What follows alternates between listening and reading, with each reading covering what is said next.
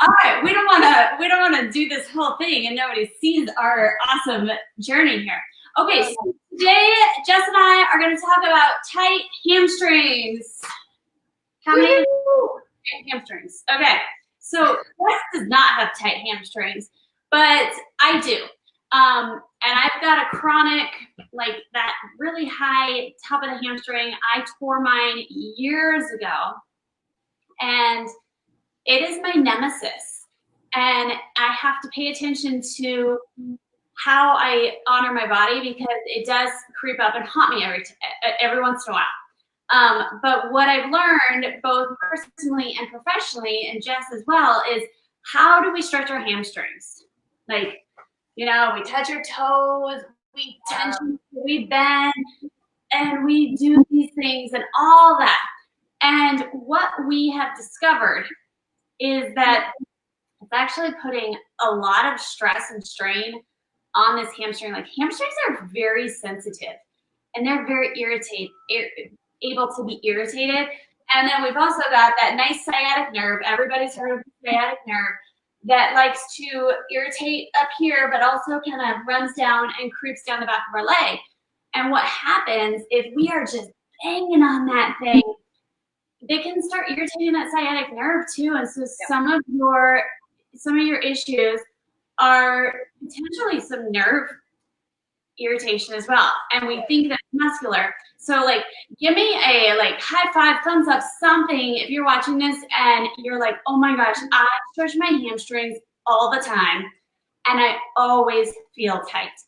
Yeah. And I know this, you've seen this, right?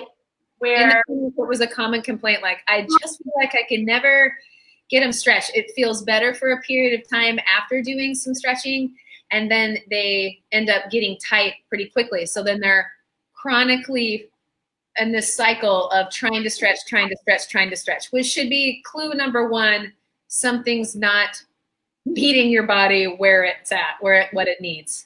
Yeah, and the runners that I've seen over the years, and being a runner, like runners just, they have tight hamstrings. Yeah.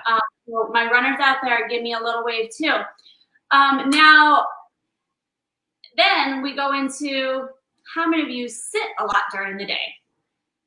A lot of people, right? So let's talk. We're going to go through a brief anatomy lesson here. So I've got my pelvis here, and what happens is, especially those of you who might sit a lot during the day, is we start getting tight to the front of their hips. So again, thumbs up, high five if you feel like I've always got tightness through the front of my hips and they're so tight. So what happens when the front of our hips are tight, this pelvis kind of, I'm going to exaggerate this, and Jess does a good job at this too. Yeah, well, because I have a big old sway back, but she naturally does that. Yeah. But the pelvis kind of turns this way. So then what happens is, because the pelvis went there and the hammy is attached way up in the butt of that pelvis, is the hamstrings now are being pulled upward, putting more tension on your hammy. So now it's your body that's working against you to give you that hamstring tightness, all right? So tight front of the hips is going to lead to tight back of the hips. They are working against each other, and now everything's like fighting for, it's like a control on the front and the back. And then, okay, so just because you do it really well. So if Jess starts forward, she's not going to walk around like leaning forward. Right. Like that would be her natural position with her tight hips, and she's not going to do that. So what is she going to do is she's going to bring herself upright. And you can even feel this on yourself. What happens then, anyone with low back pain, hello, a lot of you, right? So then we up. So now she's constantly getting this compression on the low back. So now all of a sudden our front hip tightness might be causing hammy soreness tightness, and might be contributing to some of the low back pain, the sciatic issues, compression that we get. So these hips are so powerful. So what we want to do, instead of beating up on the low back and beating up on the hamstrings, because you have been hanging out with us, you know that we do not put Band-Aids on symptoms. We do not treat the symptom. We want to get to the source. So instead of just beating up on our hamstrings, what are we going to do? We're going to get to the source of what potentially the problem might be, and that might be the front of your hips. So let's get kneeling here. So I like the kneeling version, and we will also, in a future week, we will also do a standing version, but you could definitely do this in a standing position where you're just up here. But I like kneeling because it takes the ankle out of it, and it really focuses on this area, so you're going to feel a great stretch.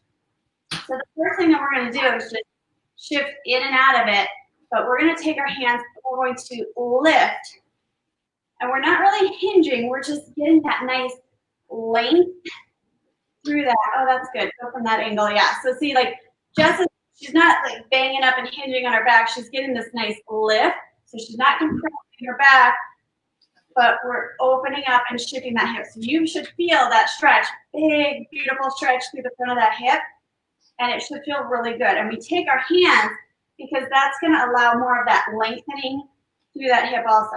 Now we're going to put our hand on our front hip, and we're going to take the other hand off to the side. So we're still shifting forward, and we're going to shift and lift and open. So now you're going to feel all this, like even through your abs, through the hip, through there, all that goodness, which is super important because we don't think about how the hip flexors actually wind up and attach into your lower back, into that lumbar spine. And so that's where it's so powerful to get this opening and lengthening versus just a traditional full stretched hip. Okay, so now let's switch hands. So now put the hand on the other side, and we're going to still shift forward into it. And I like to use this hand to almost push me a little bit because now we can get that groin. And that groin is super important. Like so many people get that gunky groin, which is huge for your ability to load your butt. Also, just because of how everything is connected close together, those hammies, the groin, they play a huge role together. If you have pelvic floor issues, the groin is attaching really close right in that pelvic floor, so it's super important with that also. So we're pushing, and we're using that hand to lift and glide. Now we're going to go with some rotation into it. So we're going to rotate over the front leg. So we're still shifting forward, and we're going to swoop and come back. Swoop and come back. Make your arms real big, real good motion. Woo! And this is going to be good because of how the hip, when it does, like it kind of winds up around the hip as it's attaching and winding up around into that low back. So that rotation is super important. And then we're allowing ourselves to rotate into this front booty, which is going to be really powerful for you as well. All right, and then let's rotate and switch, go the other way. Rotate and come back. And you'll just feel it a little bit different. You'll feel like which direction for you is a little bit more limited. Even as you do it right versus left, you're going to feel differently. But those differences is what's going to give you that power for all those just unpredictable movements, things that might come about during your day. And it's going to help all the muscles work a little bit better. All right. So I don't know. I feel bad to make everyone leave here lopsided, so maybe we should go through the other side. Yes. What do you want to add to that, Jess? All right. So let's lift forward. Yep. What do you have to add? I think you're saying it all. I don't think there is anything to add. That's sometimes what we get caught up in. We think that that's too easy. Yeah, it's really it really is just, it's simple. And not only that, but it's not just stretching a couple of days. It's making this part. If you, like Tracy said, she has a history with her hamstring, and that history requires her to manage it with some consistent input in order for her to maintain her best function. Yeah. All right, let's go other side. And you know, it's funny you said that because actually, I mean, I literally tore my hamstring. Funny story, I tore my hamstring the day before I left to physical therapy school. Oh. And I didn't have health insurance, so of course I didn't get it treated. And I thought because I was a physical therapy student, I could just figure it out. Well, it took me about 10 years to figure out. And I stretched my hamstring and I stretched my hamstring and I ran marathons and it was awful. Right. All right, let's rotate. Right. And I continued, and I was one of those people. Why? I stretched so much. And I realized how much I started irritating it. And it wasn't until I started incorporating this front hip stretch. And even to this day, like I said, sometimes it haunts me. And my brain wants to tell me to stretch my hamstrings. Yeah. But I take a 10 out, let's rotate the other way. And I get on my knees and I go through this. And I can stand up and I can literally feel the tension off my hamstrings. It's beautiful. And I will go run, like tomorrow I'll go run. I'll be like, this feels great. So we forget how the body complements each other so well and how it's not about just beating up the symptoms and putting a Band-Aid on it. It's about well, and everything's not targeted. Like just fitness in general, about how we train our bodies is, you know, it's isolated, it's targeted. And again, for our bodies, we are not robots and we don't typically isolate one or two joints and muscle groups. Everything, we're connected together, everything integrates. And so, I feel good. And you know, I was actually, you guys, I was feeling my high hammy earlier this morning, and I just stood up and I did my little test for it. I was telling Tracy before we went live that I've been having this little, right up here at my iliac crest, my pelvis, and this muscle's been really sore here because I started trail running with our dog.